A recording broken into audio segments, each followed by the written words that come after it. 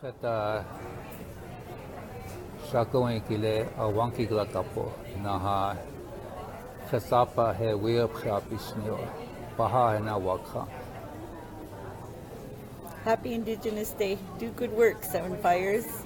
Protect sacred sites, and the Black Hills is not for sale.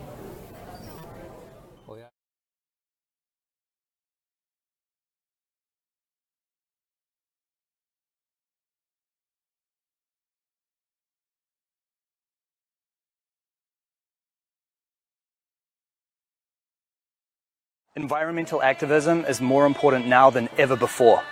Today, we've travelled to Secwepemc land just outside of Kamloops in British Columbia to tell the story of some little houses that will be standing in the way of a big pipeline.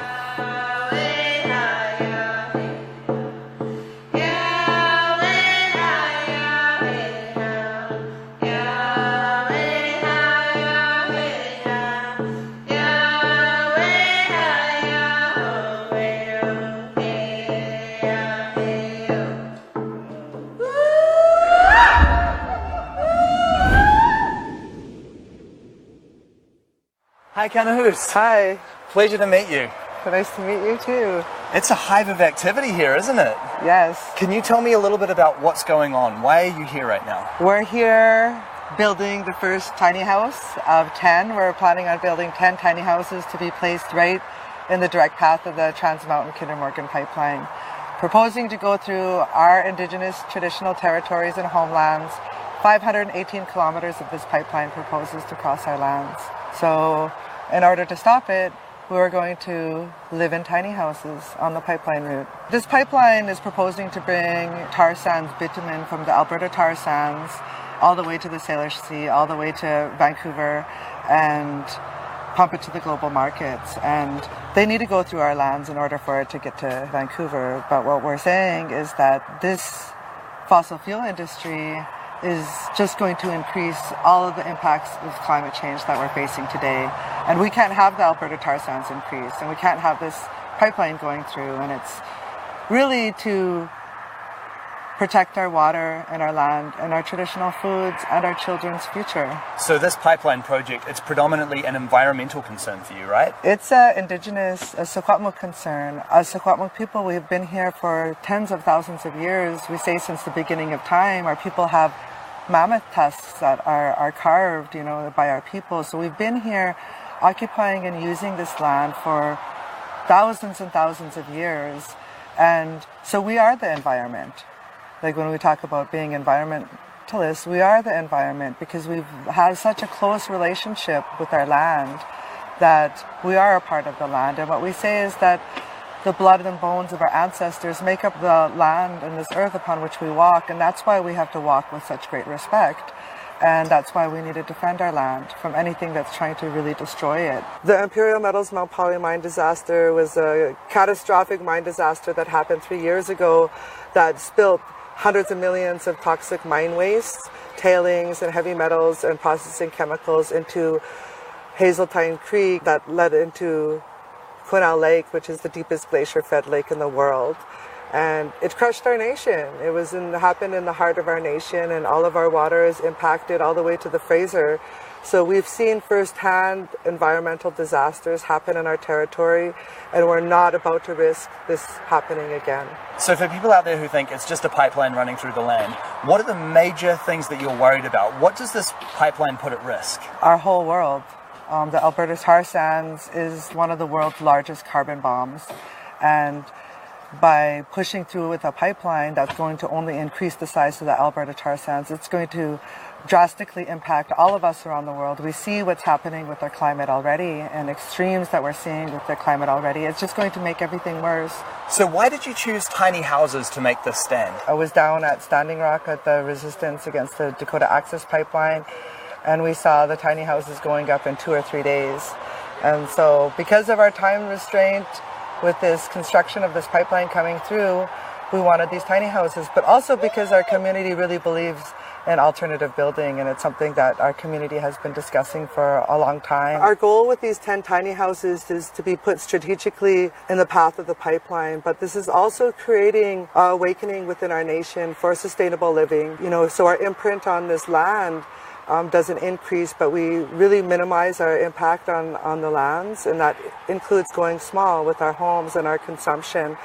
Also, we want to be able to really have some of these tiny houses for cultural revival and language revival. Language is really important. We're not only losing our land, but we're also losing our language, and our language is based on the land and being out there on the land. So language is a really key point, but also reviving our traditional birth-keeping practices and our traditional indigenous tattooing practices, that we want to utilize these tiny houses to bring back and revive some of our culture that has been lost or threatened as well. So why tiny houses on wheels though? We chose to have the tiny houses on wheels for it to be mobile, so we could be moving it around to different areas that are under attack and under threat by this construction of this pipeline, because it is a 1,000-kilometer pipeline, and over half of that is within our territory. So it's a big geographical area. And because being as a Native person that has been in the land resistance fight for many, many years, we've seen our houses being destroyed and bulldozed down. We've seen the province come in with injunctions and trespass notices to say that we are illegally on our own territory. But this is the way we challenge them, as we go out there and we continue to still do this. There has never been any formal agreement of us giving up our land to anybody. So really the provincial government is just assuming that they have authority and control, even though legally they have no legal binding. And that's why we're saying we don't give our consent for the pipeline to go through. And we're standing on the power that we have the collective right as Indigenous people to say no to these projects. These tiny houses are standing on with very big, powerful force right now in our nation.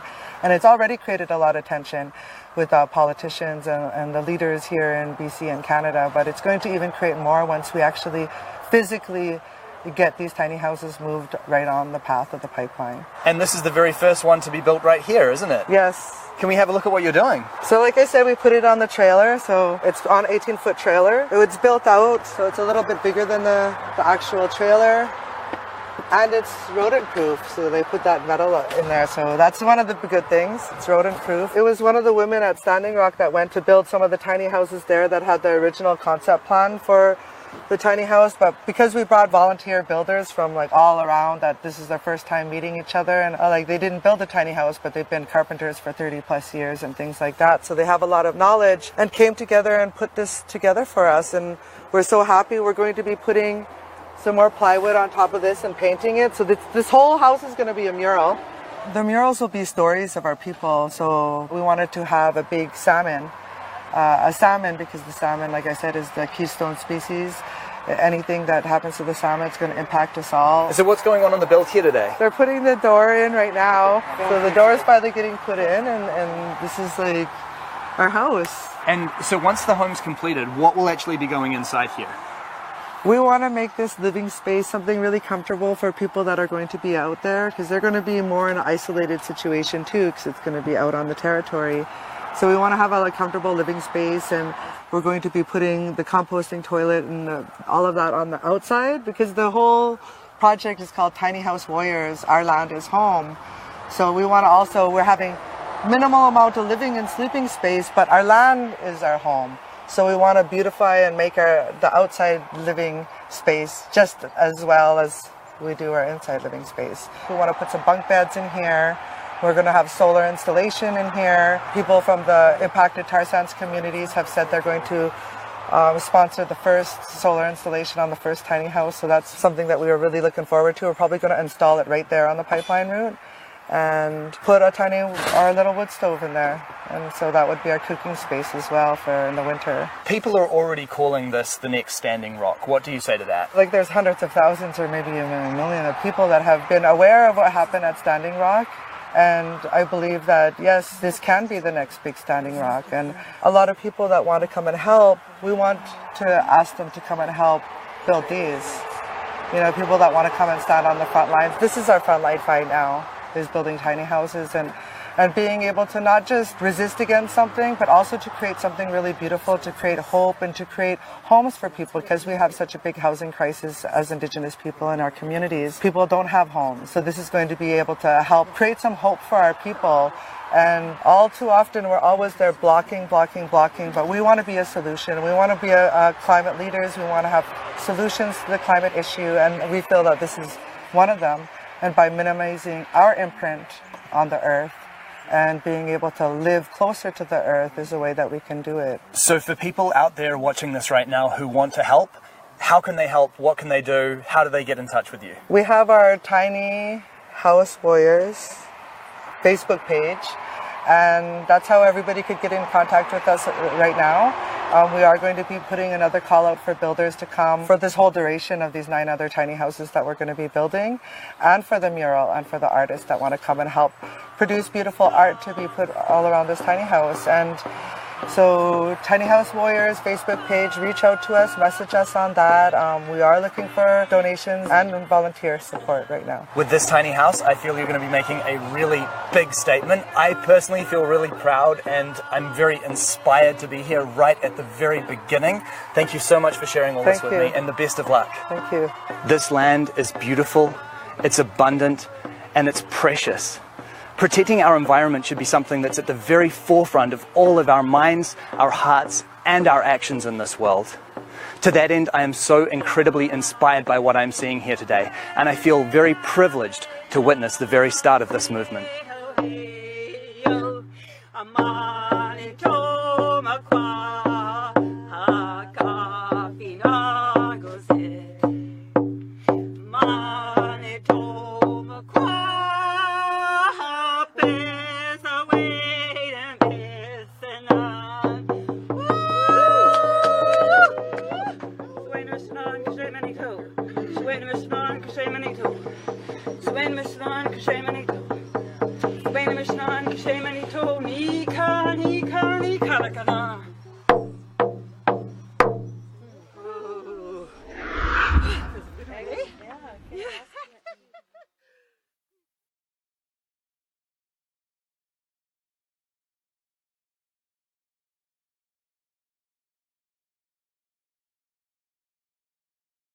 People, shine your light, we are equal. I remember the days when our prayers were illegal. I remember the days when being Indian was lethal. Yeah, we had a rough past, but get ready for the sequel. Get ready for the glorious comeback of our people. Oh, yeah. Rise up, all you warriors of love, all you answers to the prayers of our ancestors from above. I can feel it in my heart. Can you feel it in your blood? I can hear the seventh fire calling us to wake up, wake up. All nations rise, rise up, 'cause now's your time. We don't have to hide anymore, 'cause all nations rise, rise up, 'cause now's your time. We don't have to hide anymore, 'cause now's forgiveness as my bow and my prayers as my arrows, pull them back and let go. I watch them fly like sparrows. Have hope. Yeah, have hope. With compassion as my shield and faith down to my marrow, I will walk the pollen path even when it gets narrow. Yeah, yeah, I resurrect. Yes, you can bet that we seen the single mama raising children on the res. We seen domestic violence tear apart what we have left. We seen the alcohol take it all and leave us dead. We seen the children take their lives when they can't take the dread anymore. It's a war. Can't take the dread anymore. It's a war. No, we can't take the dread anymore. It's a war. No, we can't take the dread anymore. It's a war. Yeah. It's a war, but we've seen it all before, and now we know we can change it, 'cause that's why we were born. We know we are the ones that we have been waiting for. We are the ones Grandma has been praying for. So rise up, All you warriors of love, all you answers to the prayers of our ancestors from above. I can feel it in my heart, can you feel it in your blood? I can hear the seventh fire calling us to wake up. Wake up. Pueblo hermoso, levántense, es nuestro tiempo. No tienes que esconderte más, ahora es nuestro tiempo. Mujer indígena, tú eres tan sagrada. Traigas medicina de tu suelo todavía. A pesar del abuso de tu cuerpo y tu tierra, respetamos tus ancestros y la suya cultura. Hombre indígena, tú eres honorable y yo veo la fuerza que todavía sobrevive. A pesar del abuso de tu raza venerable, yo respeto tus ritos, tus danzas, tus padres. Somos guerreros del amor y guerreros de la paz y no vamos a escondernos más. Somos guerreros del amor y guerreros de la paz y no vamos a escondernos más. They say that history is written by the victors. But how can there be a victor when the war isn't over? The battle has only just begun, and Creator is sending his very best warriors. And this time, it isn't Indians versus cowboys. No, this time, it is all the beautiful races of humanity together on the same side, and we are fighting to replace our fear with love. And this time, bullets, arrows, and cannonballs won't save us. The only weapons that are useful in this battle are the weapons of truth, faith, and compassion.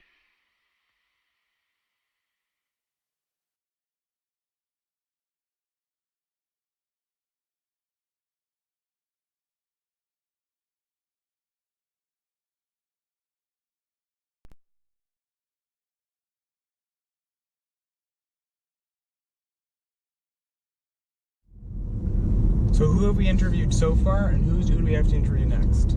So we're doing Beth Brownfield next tomorrow. I'm Freddie Lane, a member of the Lummi Nation. And I'm Jason with the Natural History Museum. We're collaborating on a new traveling exhibit, Quelhoi, We Draw the Line, that uplifts Indigenous leadership in movements, water, and our collective future. For the last 15 years, the House of Tears Carvers, led by Master Carver Jewel James, has been transporting totem poles around the world as a way of bringing communities together and highlighting issues.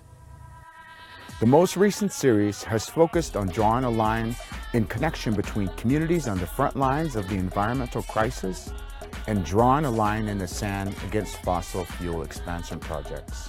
I've been an organizer and documentary videographer on most of the journeys. On our end, we started the Natural History Museum by teaming up with 150 of the world's top scientists, museums to cut ties to fossil fuel producers. In 2 years, 8 museums have stepped up to the plate, and oil mogul David Koch, denial, left the board of New York's American Museum of Natural History. Museums see more visitors annually than sporting events and theme parks combined. They are one of the most trusted sources of information in society. They shape and normalize perspectives on nature and culture. Historically, they have also had a problematic relationship with Indigenous people from around the world. If museums are to be relevant today, they need to be telling the story of what's happening. The climate and environmental crisis we face didn't just happen. They're a result of greed and exploitation. Native prophecies warned us that the rivers and the skies will turn black if we don't change our ways. We know that water is life, and oil, gas, and coal are death. We're in a new moment. 1 million people checked into Facebook when water protectors at Standing Rock were threatened with eviction. That is a story that people are interested in and needs to be told. Through doing this work with museums, we found that there are a lot of directors and curators that are sympathetic and want to engage these issues in their museums. Despite the fact that entire nations have been built atop the idea that the objects contained within museums represent dead cultures, there's a spirit that lives on in them that will never be extinguished. And this is what Quahoi, We Draw the Line, is all about. The exhibition will debut at the Carnegie Museum of Natural History in Pittsburgh during a conference with 500 delegates from natural history museums from around the world. With Quahoi, we are unleashing the power of museums as agents of change. Our goal and our hope is that rather than gathering dust inside the museums, the pole will gather the power of Mother Earth's red line into the museum, linking it in a chain of solidarity with those who are struggling to protect the living universe for future generations.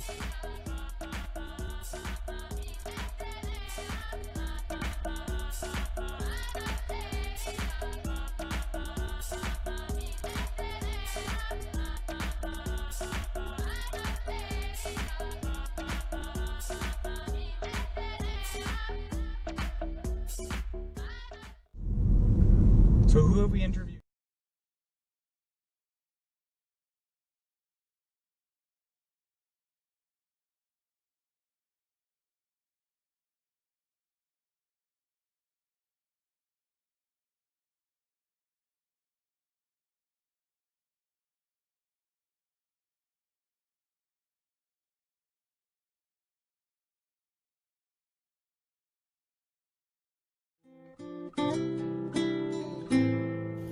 Hi, I'm Elise Von Traeger from Topeka, Indiana. I was a vet stand volunteer out at Standing Rock, and this past summer and spring I lived in one of the camps up in Flint, Michigan for the lead water crisis. I was very touched when I was asked to record a brief statement for the Seven Fires Media Collective for their launching, and I'd like to share that with you now. I am honored to be asked to join in celebrating with the Seven Fires Media Collective in their inaugural endeavor to inform an ever-dividing country in these tumultuous and misinformed times, proudly adding my voice to the others on their launch purposely set for October 9th, the second Monday of the month.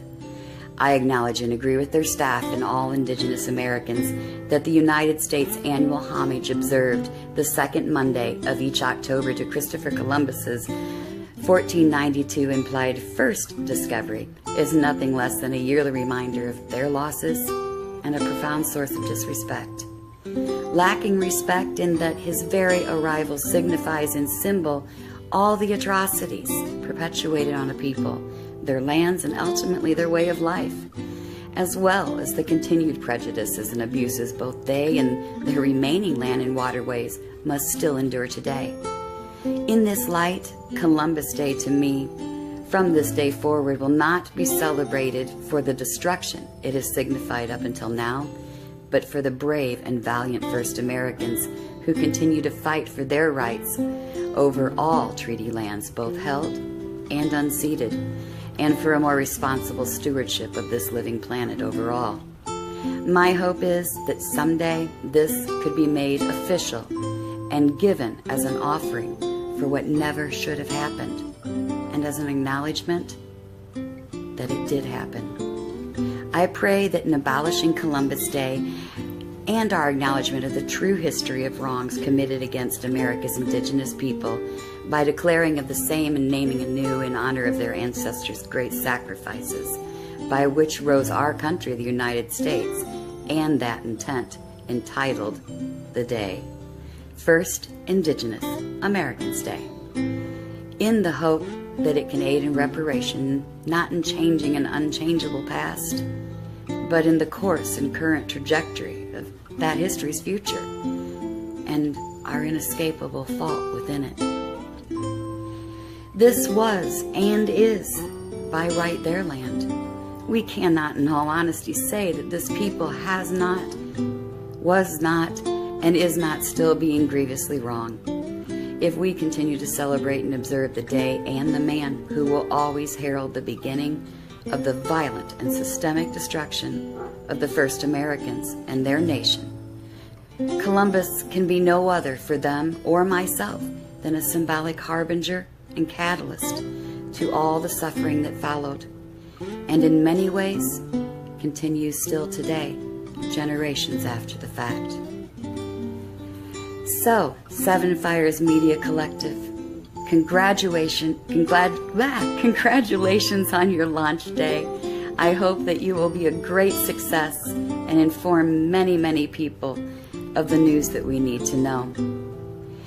And I'd like to be able to say to you for the first time myself, Happy First Indigenous Americans Day. I can think of no more worthy people than the great warriors I stand alongside at every fight I go to for the water, the air, the land, liberties, and now life. So if you want to talk about it that way, wall for your protection, solved. So congratulations, Seven Fires Media Collective, and have a absolutely perfect First Indigenous Americans Day. Much love, one love, Namaste.